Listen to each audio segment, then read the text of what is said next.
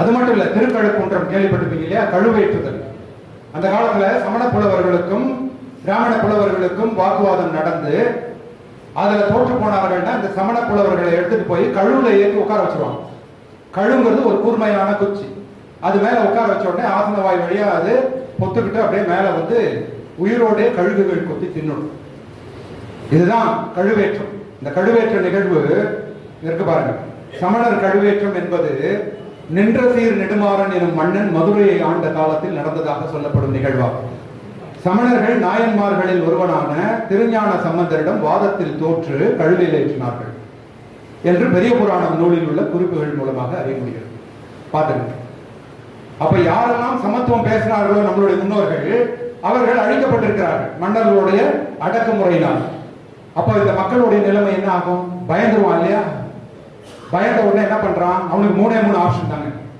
ஒரு ஆப்ஷன், ஐயா நீ சொல்ற மாதிரி நான் சூத்திரனாவே இருந்துக்கிறேன், என்ன விட்டுடு, என் பொண்டாட்டி பிள்ளைகளை அடிக்காத. இன்னொரு ஆப்ஷன், அதெல்லாம் இல்லை, நீ என்ன அடிச்சாலும் நான் அதை ஏற்றுக்க முடியாது, நான் சமத்துவம் தாண்டா பேசுவேன், நான் புத்தர் வழி தான் நிற்பேன்.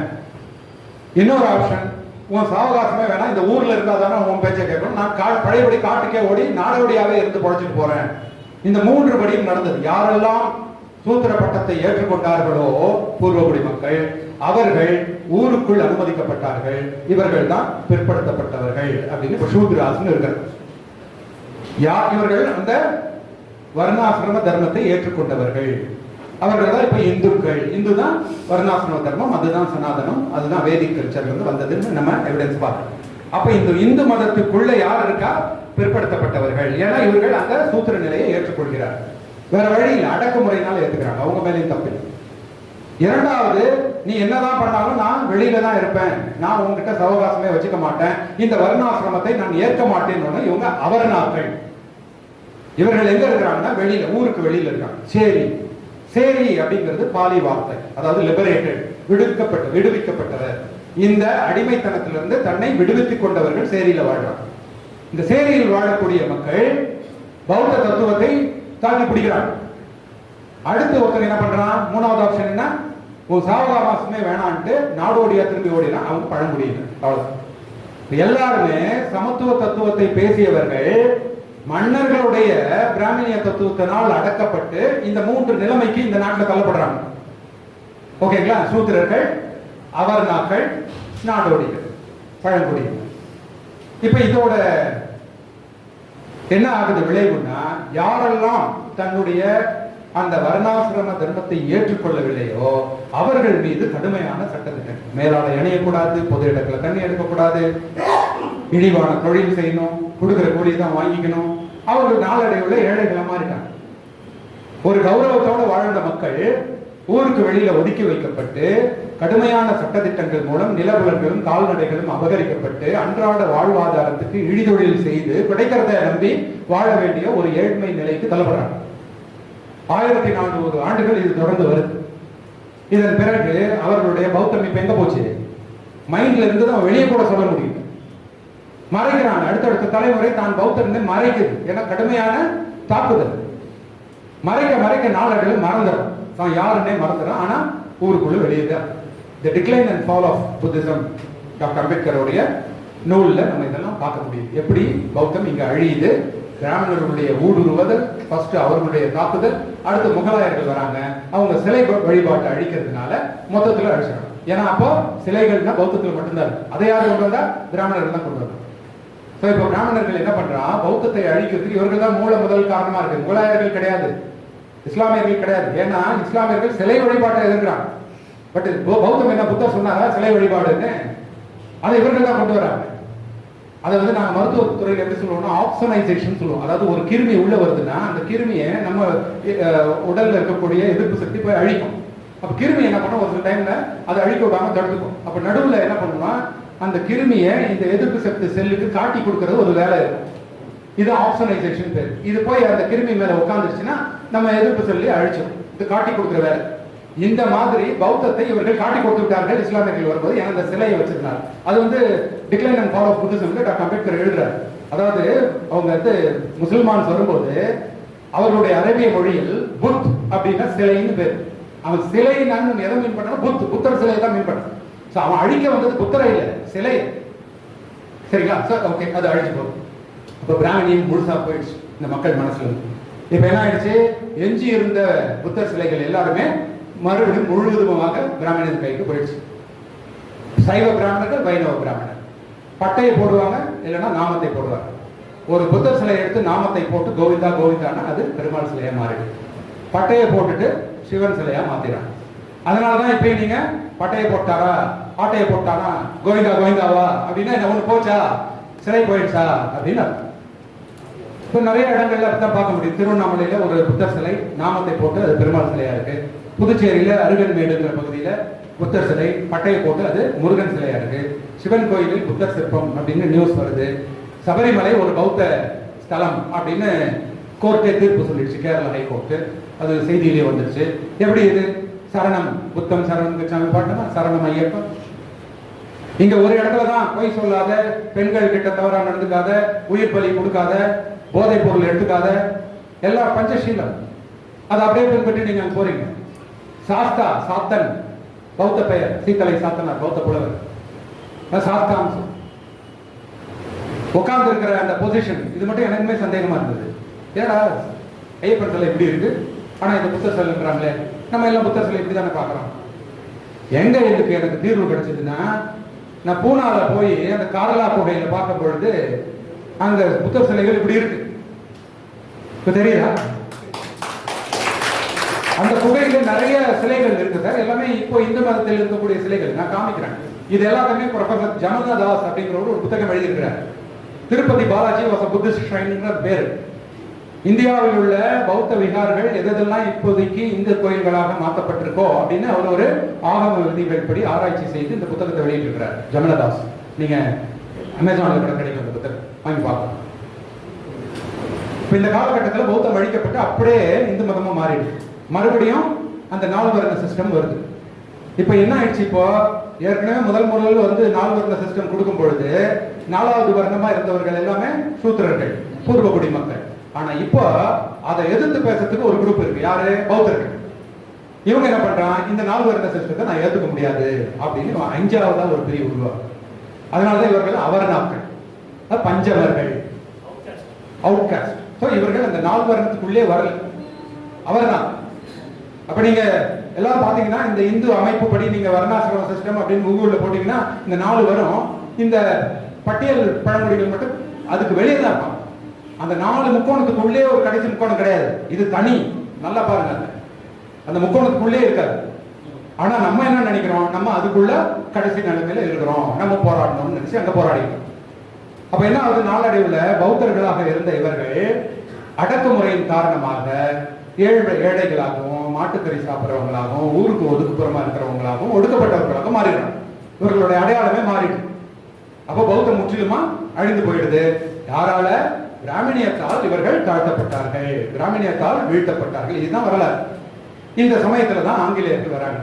1800களில் ஆங்கிலேயர்கள் உள்ள வரும்போது இவங்க இவ்வளவு அவஸ்தப்பட்டு பார்த்த உடனே விலங்குகளை விட கேவலமா மனிதர்கள் இங்க இருக்காங்களே, மாட்டு சாணியில் இருக்கிற நெல்லை கழுவி சாப்பிடுறது நிலைமையில ஒரு மனுஷன் இருக்கணுமா, ஐயோ பாவம்ட்டு இவனுக்கு வந்து வேலை கொடுக்குறான், பட்லர் வேலை கொடுக்குறான், ராணுவத்தில் வேலை கொடுக்குறான், அவன் பிள்ளைங்களை ராணுவ பள்ளிகளில் படிக்க வைக்கிறான், நிறைய இங்க சட்டங்களை கொண்டு வரான். இந்த தோல் சீலை போராட்டம் எல்லாம் நடக்கும் பொழுது முளை வரி சட்டம் எல்லாம் இருந்தது நமக்கு தெரியும். அதுக்கு வந்து இங்க ஆங்கிலேயர்கள் தான் அதுக்கு வந்து சப்போர்ட் பண்றாங்க. அப்ப வந்து இந்த பிரிட்டிஷ் இன்டர்வென்ஷன் 1859ல நடக்குது. இந்த கவர்னர் ஆஃப் மெட்ராஸ் சார்லஸ் ட்ரெவல்யான் அப்படின்னு அவர் தான் திருவாங்கூர் சமஸ்தானத்துக்கு லெட்டர் எழுதுறாரு, நீ வந்து ஒழுங்கா எல்லாரையும் மேலாடை அணிய அனுமதி கொடு. அதன் பிறகுதான் அதுக்கப்புறம் நாஞ்சிலியோட வரலாறு இதெல்லாம் நான் ரொம்ப டீப்பா போகல. இது ஒரு பெரிய போராட்டம். இந்த ஆங்கிலேயர்கள் இந்த அடக்குமுறைக்கு எதிராக குரல் கொடுக்கணும். அப்ப அவனை பயன்படுத்தி தான் நாம வந்து விடுதலை அடையணும்னு பாபா சாஹேப் அம்பேத்கர் வந்து என்ன பண்றாரு, அவரை இவர்கள் போய் எடுத்து சொல்லக்கூடிய ஒரு அந்த இடத்துக்கு வர இவருடைய கல்வி தகுதி எல்லாத்தையும் பயன்படுத்தி இந்த நாட்டு மக்களுடைய பிரச்சனையை ஒரு அறிவியல் பூர்வமா அறிவு பூர்வமா புரிஞ்சுக்கிறார். அதுக்கப்புறம் ஆங்கிலேயர்கள் கிட்ட எடுத்து சொல்றாரு, மக்கள் கிட்டையும் விழிப்புணர்வு ஏற்படுறாரு. அப்பதான் இவனுக்கெல்லாம் தெரியுது, ஓ நம்ம யாரு என்ன. அதுக்கப்புறம் பிரிட்டிஷ்காரங்கிட்டையும் சொல்றாரு. இந்த காலகட்டத்தில் தான் சுதந்திர போராட்டம் நடக்குது, ஸ்வராஜ். இந்த சுதந்திர போராட்டம் நடக்கும்போது இங்க வந்து அவன் என்ன பண்றான், சுதந்திரம்ன்றது ஒரே நாள்ல கொடுத்துடல, நம்ம நடுவு ராத்திரியில கொடுத்து போயிடலாம் அப்படின்னு. அதுக்கு முன்னாடியே பல ஆண்டுகளாக பல டிகேட்ஸ் அப்போ என்னது போராட்டம் நடக்குது. அப்போ அவன் என்ன பண்றான், இரண்டாம் உலக போருக்கு பிறகு சுதந்திரம் கொடுக்கறதுன்னு ஒரு முடிவாயிடுச்சு. அப்ப இந்த முடிவு எடுத்த உடனே அவன் என்ன பண்றான், இங்க யாருக்கிட்ட ஆட்சி கொடுக்குறது, ஏற்கனவே இருந்தது மன்னர்கள், யாராவது ஒரு மன்னர் இருந்தா மன்னர்கிட்ட கொடுத்து போயிட்டான். இங்க மன்னர் ஆட்சி முடிஞ்சிருச்சு. அப்ப இங்க வந்து எல்லாம் பெரியவர்களா இருக்கு, ஒரு கட்சி கிட்ட கொடுத்துட முடியாது, ஒரு தனிநபர்கிட்டையும் கொடுக்க முடியாது. அப்ப யாருக்கிட்ட, அப்ப லண்டன் இருக்கக்கூடிய அதே மெத்தடை இங்க வந்து இம்ப்ளிமெண்ட் பண்ணணும்னு இங்க வந்து ஸ்வராஜ்யம் மாகாணங்கள் உருவாகும். இந்த மாகாணங்கள்ல கவுன்சில்கள் இருக்கு. இந்த கவுன்சில்கள்ல இந்தியர்களை போடுறோம்.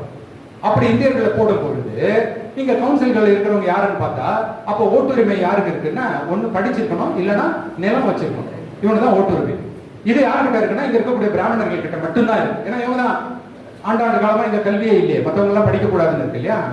அப்ப யாரும் படிச்சவன் பார்த்தா இவங்க மட்டும்தான். அப்ப இவங்க மட்டும் தான் ஓட்டு போடணும்னு அப்ப எல்லா மாகாண கவுன்சில்கள்லயும் அந்த முக்கியமான அரசியல் பதவிகள் எல்லாரும் பிராமணர்கள் மட்டும் போறாங்க.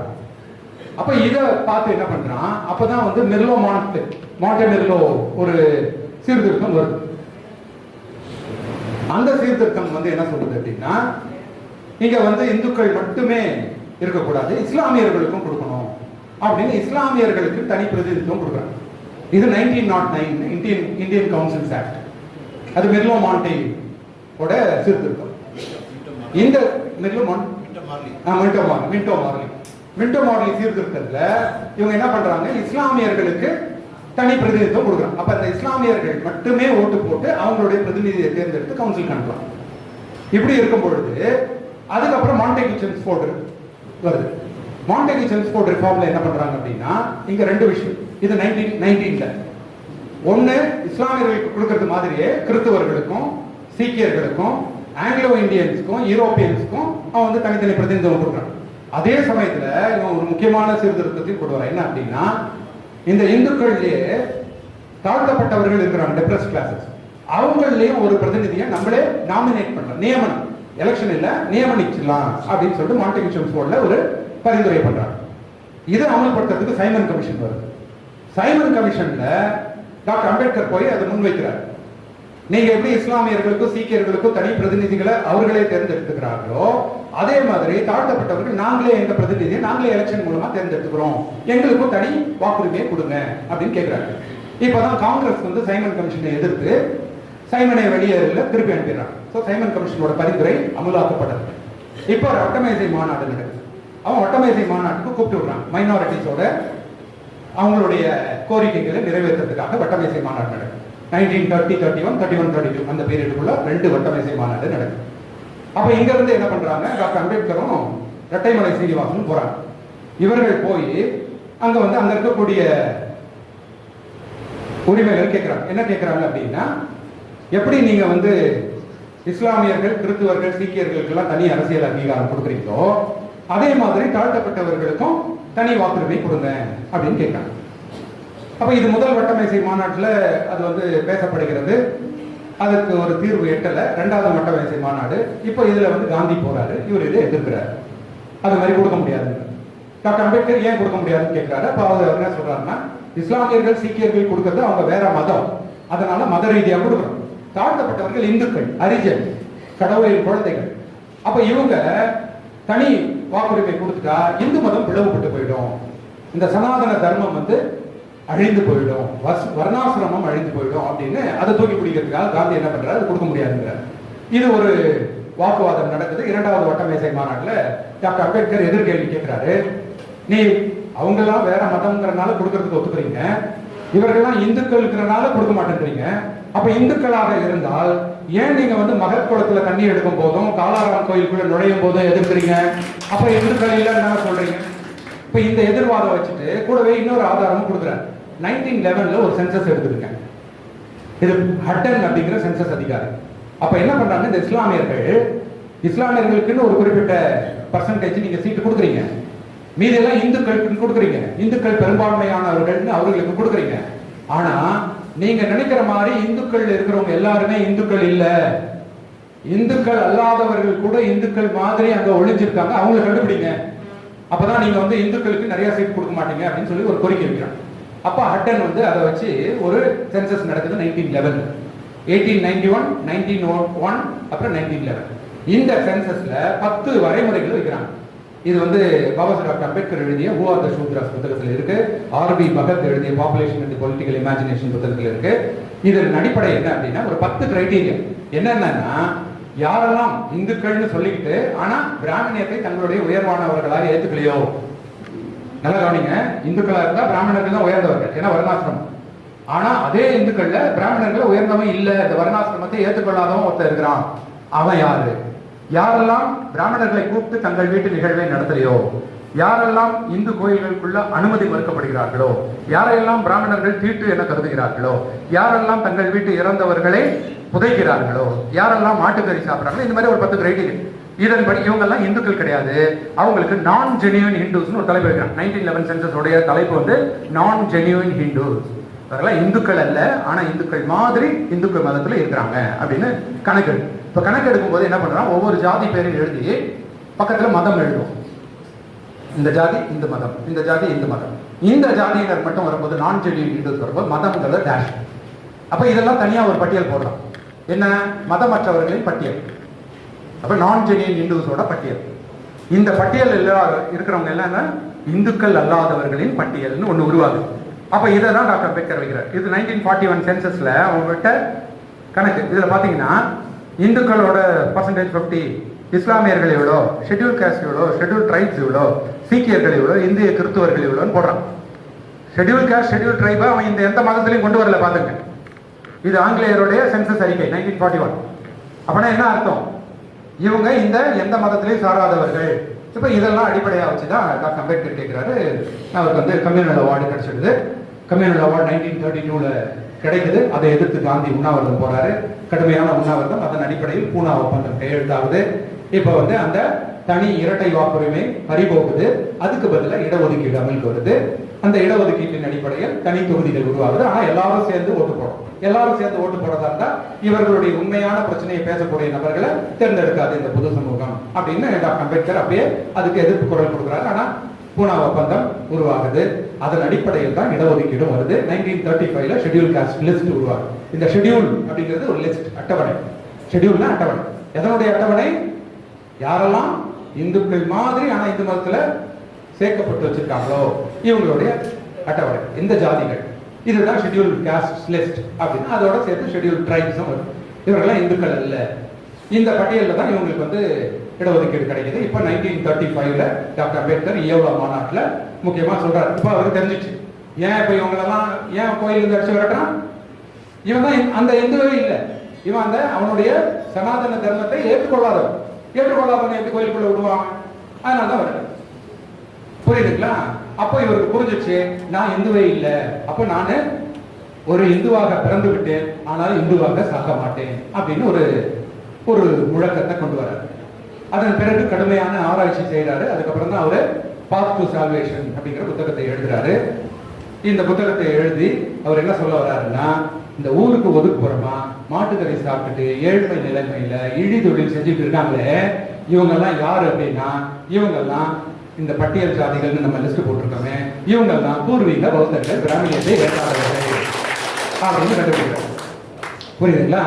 அப்போ இந்த புத்தகத்தை 1948ல கொடுக்குறாரு. 1935ல நம்மலாம் இந்துக்கள் இல்லைன்னு கண்டுபிடிச்சிட்டாரு. 1948ல பெரிய ஆராய்ச்சிக்கு பிறகு 13 வருடங்கள் அவர் இந்த புத்தகத்தை எழுதுறார். 1948ல இந்த புக்கு வெளியே வருது. The untouchables, who they were, why they became the untouchable. யார் இவங்க அப்படி. அதனுடைய முடிவு கடைசி லைன் என்ன சொல்லுதுன்னா, பிராமணியத்துக்கும் பௌத்தத்துக்கும் இடையே நடந்த போர் தான் தீண்டாமை உருவாக காரணம். இப்ப லாஜிக் கரெக்டா வருதா? நீங்க அந்த மதமே இல்லை, நீங்க என் கோயிலுக்கு வந்து வெளியே வரதான் செய்வோம், அவ்வளவுதான். நீங்க அந்த மதமே இல்லை, அவன் வீட்டு பொண்ணு போய் கல்யாணம் பண்ண அவன் அடிக்க தானே செய்வோம். நீ அந்த மதமே இல்லை, உனக்கு தனி சுடுகாடு தானே இருக்கும். சார், ஒரு இஸ்லாமியர் யாராவது கோயிலுக்குள்ள நுழையணும்னு வழுக்க டைம் போய் சண்டை போடுறாங்களா? நீங்க மட்டும் ஏன் போடுறீங்க? ஒரு இஸ்லாமியருக்கு தனி கல்லறை இருக்கு, கிறிஸ்துவருக்கு தனி கல்லறை இருக்கு, உனக்கும் தனி கல்லறை இருக்கு. ஆனா நீ எனக்கு ஏன் தனி கல்லறைன்னு கேட்கிறேன். ஏன்னா நீ இந்து மதம் நினைச்சிட்டு இருக்க. அடிப்படை வரலாறு படி பார்க்கும்போது இவர்கள் இந்துக்கள் அல்ல. நான் சொல்லல, டாக்டர் அம்பேத்கர் சொல்றேன். அதனாலதான் அவரு 1956ல பௌத்தம் ஏற்கிறார். பல லட்சம் பேரோட பௌத்தம் ஏற்று முன்னுதாரணமா காமிக்கிறார். அதுக்கு பிறகு அக்டோபர் 16ஆம் தேதி மகாராஷ்டிராவில் பல லட்சம் பேரோட இருக்கிறாரு. டிசம்பர் 6ஆம் தேதி இறந்துட்டார். நல்லா பாருங்க, அக்டோபர் 14 டிசம்பர் ஒரு 45 நாள், 1.5 மாதம் கூட இல்லை. ஒரு நிறைய செயல் திட்டங்கள் வச்சார். சென்னையில ஒரு பெரிய மத மாற்ற நிகழ்ச்சி, பௌத்த மேற்பு நிகழ்ச்சி, பெங்களூர்ல ஒரு பெரிய நிகழ்ச்சி, இதெல்லாம் ஏற்பாடு செய்திருந்தாங்க. ஆனா எல்லாமே அவர் இறந்ததுனால போயிடுச்சு. அதன் பிறகு வந்தவருக்கு நமக்கு அது தெரியாமலே போயிடுச்சு. டாக்டர் அம்பேத்கர் இறந்த பிறகு இது எதுவுமே வரல. அப்பதான் அக்டோபர் வந்து அவர் பௌத்தம் ஏற்கிறார் 14. நவம்பர் மாசம் அவர் ஒரு பேட்டி எடுக்கிறாங்க. டெல்லி ஏர்போர்ட்ல நின்றுட்டு இருக்காரு. எங்கன்னா நேபாளில் நடக்கக்கூடிய ஒரு பௌத்த மாநாட்டுக்கு போறதுக்காக போறாரு. அங்க வந்து ஒரு பத்திரிகையாளர் வந்து கேட்கிறாரு, உங்களுக்கே வயசாயிடுச்சு, நோய்வாய்ப்பட்டிருக்கீங்க, இந்த டைம்ல பௌத்தம் தான் உங்களுக்கு சரியான தீர்வுன்னு இப்ப கண்டுபிடிச்சு சொல்றீங்களே, இது நீங்க எப்ப உங்க ஆளுங்களுக்கெல்லாம் கொண்டு போய் சேர்த்து இந்த மக்களும் புரிஞ்சுக்கிட்டு அதுக்கப்புறம் இந்து மதத்தை விட்டு வெளியேறி பௌத்தம் ஏறி உங்களுக்கு வந்து ஒரு தீண்டாமைக்கான நிரந்தர தீர்வை கண்டுபிடிச்சிட முடியும்னு நீங்க நம்புறீங்க அப்படின்னு கேட்கிறார். அப்ப டாக்டர் அம்பேத்கர் சொல்றாரு, நல்லா பாருங்க, in reality I feel guilty of starting late the work of revival of Buddhism in India. இந்தியாவில் பௌத்தத்தை எடுக்கிற வேலையை நான் ரொம்ப லேட்டா எடுத்துட்டேன்னு நானே ரொம்ப அவமானப்படுறேன். ஆனாலும் ஒன்றும் பிரச்சனை இல்லை, என் பின்னாடி வரக்கூடிய என்னுடைய மக்கள் எந்த தியாகத்தையும் செய்து இந்தியாவில் பௌத்தத்தை மீட்டெடுப்பார்கள் அப்படின்னு சொல்றாங்க. நவம்பர் 13 சொல்றாரு. நம்ம மேல நம்பிக்கை வைக்கிறார். ஏன்னா அவர் அவ்வளவு ஆதாரபூர்வமா எடுத்து வச்சிட்டாரு. அப்ப இந்த பின்னாடி வரக்கூடிய மக்கள் அதை எடுத்துக்குவாங்க, அவங்க புரிஞ்சுக்குவாங்க. ஆனா நம்ம என்ன பண்றோம், இது எதுவுமே இல்லாம சொகுசா கனவு கண்டுட்டு. ஆக்சுவலா என்ன பண்ணணும், இடஒதுக்கீட்டின் மூலம் நமக்கு கல்வி அறிவு வந்த உடனே என்ன பண்ணணும், நம்மெல்லாம் இந்துக்கள் அல்லன்னு டாக்டர் அம்பேத்கர் சொல்லி இருக்கிறாருன்றதை நம்ம மக்களுக்கு எடுத்து சொல்லி பௌத்தத்தை நோக்கி போயிருக்கோம். அதுதான் அவர் கொடுத்த தீர்வு, பாத் டு சால்வேஷன். இது டாக்டர் அம்பேத்கர் கொடுத்த தீர்வு. அவருடைய புத்தகத்தை இப்ப நம்ம வந்து புரிஞ்சுக்கிற அளவுக்கு நம்ம விவாதிக்கணும், அவ்வளவுதான். அதுதான் இது ஒரு கருத்தரங்கம். அப்ப என்ன பண்ணிருக்கணும், இப்படிதான் போயிருக்கணும். ஆனா இந்த சமூகத்தில் படித்து இடஒதுக்கீடு கிடைச்சு அதன் மூலம் வசதி கிடைச்ச அறிவு வந்தவொடனே இப்படி போயிருக்கணும். ஆனா வசதி வந்தவொடனே என்ன பண்றான், இப்படி போறதுக்கு தான் ட்ரை பண்றான். பெரிய பெரிய விழாக்கள் நடத்தி இவன் வந்து எந்த ஒரு கருத்தாக்கம் இவனை அழுத்துதோ, எந்த ஒரு கருத்தாக்கத்தை இவன் ஏத்துக்காததுனால இவனை போட்டு மிதிக்குதோ, அந்த கருத்தாக்கத்துக்கு நீ போய் பலம் சேர்க்கிற. இது நியாயமா இல்லையா? நியாயப்படி என்ன பண்ணிருக்கோம்னா, இவங்க இப்படி போயிருக்கோம். அப்படி போயிருந்தா என்ன நடக்கும், அங்க வந்து உங்களுக்கு சமத்துவம் கிடைக்கும். ஏன்னா இல்லைன்னா இந்த சமூகம் எப்படி இருக்கும், இந்த தத்துவத்தை வச்சிருக்கிற சமூகத்துக்கு எப்படி நீங்க அப்ப பெரும்பான்மைக்கு பலத்துக்கு இதில் தான் சேர்த்துக்கிறீங்க. நீங்க எண்ணிக்கை பலமும் சேர்க்கிறீங்க, உங்களுக்கு கிடைக்கிற கொஞ்சம் கொஞ்சம் பொருளாதார பலத்தை அதிலே போய் சேர்க்கிறீங்க. அப்ப அந்த தத்துவத்துக்கு வலிமை கொடுக்குறீங்க. அந்த தத்துவம் என்ன பண்ணுது, உங்க அரசியலமைப்பு தத்துவத்தை வேலை செய்ய விடாம தடுத்து வச்சு. அவ்வளவுதான், சிம்பிள் லாஜிக். எப்படி வந்து கரெக்டா வந்துருக்கு பாருங்க. ஒரு சாதாரண அறிவு இருந்தா இதெல்லாம் நமக்கு புரியும். சார், ஒரு பிராமணர்களை எடுத்துக்கிட்டீங்கன்னா, இது ஒரு ஆர்டிக்கல் வந்து சார் தான் அமைச்சர் பிரகாஷ் சார், ஒரு யாரு பேர் அப்புறமா சொல்லுங்க சார், யார் எழுதின ஆர்டிக்கல் மறந்துட்டேன். அதாவது பிராமணர்களை பொறுத்த வரைக்கும் அவங்க திறமைக்கேற்ப அவங்க வேலையை தேர்ந்தெடுத்துவாங்க. எப்படின்னா அதுல ரொம்ப புத்திசாலி அரசியல் போயிடும், அதுக்கடுத்து ஊடகம் மீடியாவில் இருக்கும், இல்லைன்னா ஜுடிஷியரி போயிடும் நீதித்துறைக்கு, அதுக்கடுத்தது பிசினஸ் பெரிய பெரிய ஸ்டாக் எக்ஸ்சேஞ்ச் எல்லாம் கண்ட்ரோல் பண்ணும், இல்லைன்னா அரசு நிர்வாகத்தை ஐஏஎஸ் செக்ரட்டரிஸ் பிரின்சிபல் செக்ரட்டரிஸ் அப்படி இருப்பாங்க, இல்லைன்னா ஐடியில போயிடும். பாருங்களேன், அதுல இருக்கிறதுல கம்மியா இருக்கும் பூஜாரியா இருக்கும், சரிங்களா? ஆனா இங்க வந்து பாருங்க, தலித்துகள்ல புத்திசாலி என்ன பண்ணுவான், அரசு நிர்வாகத்தில் ஐஏஎஸ் ஆகி போயிடுவாங்க. அதுக்கு அடுத்தது சுய தொழில் எதுனா செய்வாங்க, இல்லைன்னா ஒரு தனியார் வேலை செய்வாங்க, இல்லைன்னா ஒரு கூலி தொழிலாளர் இருப்பாங்க, இல்லை கொத்தடியங்க, இப்படிதான் இவங்களோட. ஆனா இதுல இருக்கிற புத்திசாலி என்ன பண்ணுவான், நேரம் அதுல இருக்கிற கடைசி ஆள்கிட்ட போய் சேர்ந்துருவோம் இல்லைங்களா? நேரம் இங்கதான் போவோம். எப்படி இருக்கு பாருங்க இந்த சொசைட்டி. சார், உண்மையிலே இங்க வந்து நீங்க பாத்தீங்கன்னா பிராமணர்கள் வந்து இந்த ஸ்டாக் எக்ஸ்சேஞ்ச் இருக்கு இல்லையா, அதுல அவங்க தான் அதிகம். அதுக்கான டேட்டாலாம் இருக்கு. 90% of the leadership positions in Indian media upper caste. நிறைய கவர்மெண்ட் போஸ்ட் அதெல்லாம் நம்ம பார்த்தோம். ஆனா நம்ம ஆளுங்க அதிகபட்ச உச்சபட்ச அறிவாளிகள் அங்க போய் கடைசி ஆள்கிட்ட போய் அடிமை அணிக்கிறான். இப்படி இருக்கணும். ஆக்சுவலா ஒரு பெரும்பான்மை சமூகம் நீங்க எல்லாம் அங்க போயிட்டீங்கன்னு வச்சுக்கோங்க, என்ன இருக்கும், அப்படி போயிருக்கா பர்சன்டேஜ் எப்படி வரும், 80%ங்கிறதுல 30% எஸ்சி எஸ்டி. இவங்க எல்லாம் அங்க இருந்து வெளியில வந்தா அது 50% ஆகும். அது 50% ஆன உடனே அப்போ மத சார்பற்ற தன்மை அப்பதான் இங்க வரும். அப்ப எப்படி பெரும்பான்மை மதம் சொல்ல முடியும்? இப்பதான் சமத்துவ சிந்தனை வந்து வலுப்பெறும். உண்மையிலே இங்க சமத்துவ சிந்தனை வலுப்பெறுனா யார் கையில இருக்குன்னா இவங்க கையில தான் இருக்கு. நீங்க இங்க வந்திருக்கணும், ஆனா நம்ம அதுக்கு போய் வலு சேர்த்துக்கிட்டு இருக்கோம். இப்ப என்ன ஆகும், இங்க உண்மையிலே சூத்திரர்கள் இருக்காங்க பாருங்க, அவங்க இப்பதான் நம்ம தான் இதுல கடைசி, இப்படி இருக்கக்கூடாதுன்னு அவங்களுக்கு தேரும். அது வரைக்கும் அவங்களுக்கு அது தோணவே தோணாது. ஏன்னா நீங்க ஷாக் அப்சார்பர் மாதிரி கீழே உட்காந்துருக்கீங்க. அந்த சிஸ்டம்ல இருக்கிறதே அடியில இருக்கக்கூடிய சூத்திரர்கள் அவங்க கீழே இருக்கோங்கிறது ஏன் உணர்றது இல்லைன்னா, தனக்கு கீழே ஒருத்தர் இன்னொருத்தர் இருக்கான், நம்ம இன்னொருத்தருக்கு மேல இருக்கோம் அப்படிங்கிற அந்த உளவியல். அப்ப யார் கையில இது இருக்கு அப்படிங்கிறது தான் டாக்டர் அம்பேத்கர் கொடுக்கிற தீர்வு. உண்மையிலே இந்த பெரும்பான்மை சமூகம் சமத்துவ சிந்தனையோட இருக்கணும் அப்படின்னா முதலில் நடவடிக்கை எடுக்க போறது யார் அப்படின்னா இந்த பட்டியல் மற்றும் பழங்குடி சமூகம் தான் அந்த முதல் கட்ட நடவடிக்கை எடுக்கணும். அப்பதான் ஒரு சமத்துவ சிந்தனை பெரும்பான்மை சிந்தனையா மாறும். பெரும்பான்மை சிந்தனை சமத்துவ சிந்தனையா இருந்தா அரசியல் அமைப்பு சட்டம் வேலை செய்யும். அதனாலதான் டாக்டர் அம்பேத்கர் 1950 உங்களுக்கு அரசியல் அமைப்பு சட்டத்தை கொடுத்திருந்தாலும் 1956 பௌத்தம் நோக்கி போறாரு.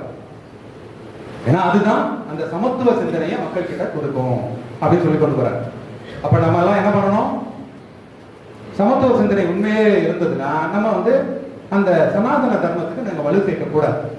இதுக்கு வலு சேர்த்துக்கிட்டு சமத்துவ வேலை செய்யலன்னு நம்ம சொல்லக்கூடாது. ஒரு இடம் நமக்கு சரியா செட் ஆகல அப்படின்னா தப்பான இடத்துல இருக்கிறோம்னு அர்த்தம். இதுதான் டாக்டர் அம்பேத்கர் கொடுத்த செய்தி. இந்த செய்தியோட நான் நிறைவு செய்வேன். டாக்டர் அம்பேத்கர் என்ன சொல்றாரு, அவர் கொடுத்த அந்த கடைசி செய்தி நீங்க முதல் செய்தியா எடுத்துட்டு அங்கிருந்து ஒரு தொடர் ஓட்டப்பந்தயத்துல அவன் குச்சியை வாங்கிட்டு எந்த இடத்துல இருந்து விட்டானோ அங்கிருந்தா ஓடணுமே ஒழிய மறுபடியும் பழைய இடத்துல இருந்து ஓட மாட்டான். இது ஒரே ஒரு உதாரணம் மட்டும் சொல்லிடுறேன். நம்ம உடம்பு சரியில்லைன்னு டாக்டர் கிட்ட போறோம், அவர் ஒரு மருந்து எழுதி கொடுக்குறாரு இல்லையா, அந்த மருந்தை வாங்கிட்டு வந்தோம்னா அப்படியே தானே சாப்பிட்றோம். இல்ல கொண்டு போய் உங்க வீட்டு நாய்க்கு இல்ல பூனைக்கு ஃபர்ஸ்ட் கொடுத்து டெஸ்ட் பண்ணி பார்த்துட்டு அப்புறம் சாப்பிடுறீங்களா? அப்படி பார்த்தா நம்ம எலிக்கு கொடுக்கணும், அப்புறம் முயலுக்கு கொடுக்கணும், முயலுக்கு கொடுத்த பிறகு நாய்க்கு கொடுக்கணும், நாய் கொடுத்து இதெல்லாம் சரியாயிடுச்சுன்னா மட்டும்தான் நம்ம சாப்பிடவே முடியும். அவ்வளவு பரிசோதனை பண்ணி தான் நீங்க ஒரு விஷயத்தை செய்வீங்க. அப்படின்னா எந்த அடிப்படையில் நீங்க டாக்டர் கொடுக்கறத எடுத்துக்கிறீங்க? அவர் படிச்சிருக்கிறாரு, அதுல ஒரு தகுதி வாய்ந்தவரா இருக்கிறாரு, அந்த நம்பிக்கையில நீங்க அவர் கொடுக்குற மாத்திரையை சாப்பிடுறீங்க இல்லையா? அதே மாதிரி படித்து ஒரு சமூக மருத்துவரா இருக்கக்கூடிய டாக்டர் அம்பேத்கர் சொல்ற பரிந்துரையை மட்டும் அப்படியே ஏற்றுக்க எது நம்ம அதை அப்படிதான் அக்செப்ட் பண்ணணும். ஆனா அதுக்காக நீங்க அப்படியே எடுத்து செய்யுங்க அப்படின்லாம் கூட நான் சொல்லல.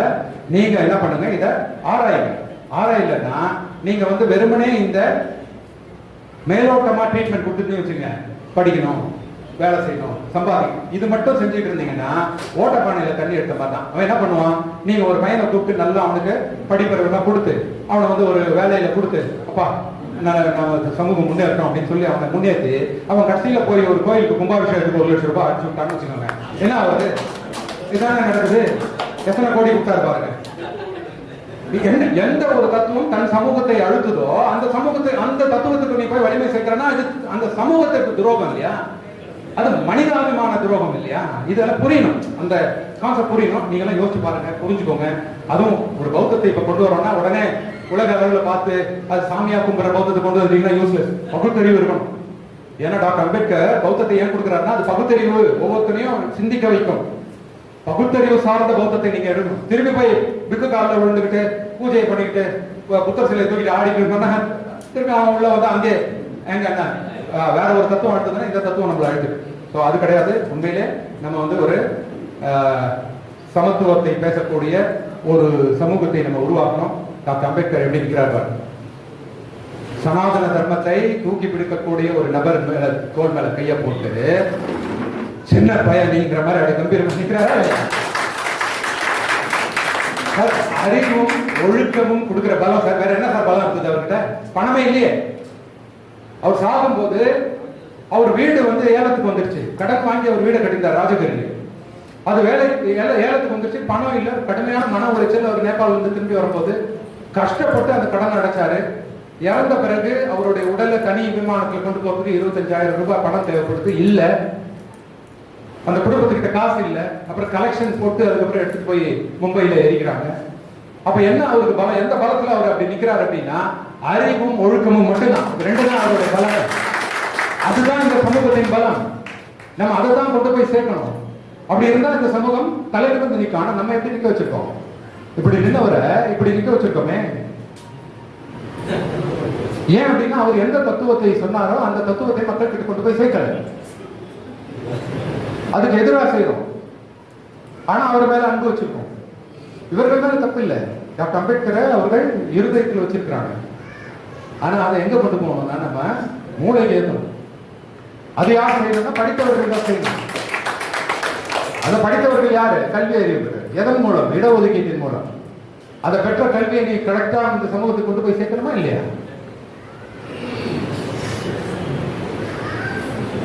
இப்பயும் கற்பி புரட்சி செய் ஒன்று சேர் அப்படின்னு தான் டாக்டர் அம்பேத்கர் சொல்றாரு. மதமாற்றம் அப்படிங்கறது தீர்வா வைக்கிறாரு. அரசியல் அமைப்பு சட்டத்துல இதுல உரிமை இருக்கு. இது ஒன்றும் சட்டத்திற்கு மீறிய செயல் கிடையாது. Article 25 freedom of conscience and free profession practice and propagation of religion. எந்த மதத்தை வேணும்னாலும் நீங்க கழுவதற்கு உங்களுக்கு முழு சுதந்திரம் இருக்கு. கட்டாயத்தின் பேரில் யாரோ ஒருத்தரோ அல்ல ஆசை காட்டியோ ஒருத்தர் செஞ்சாதான் அது மதமாற்ற தடை சட்டத்திற்கு கீழ் வரும்.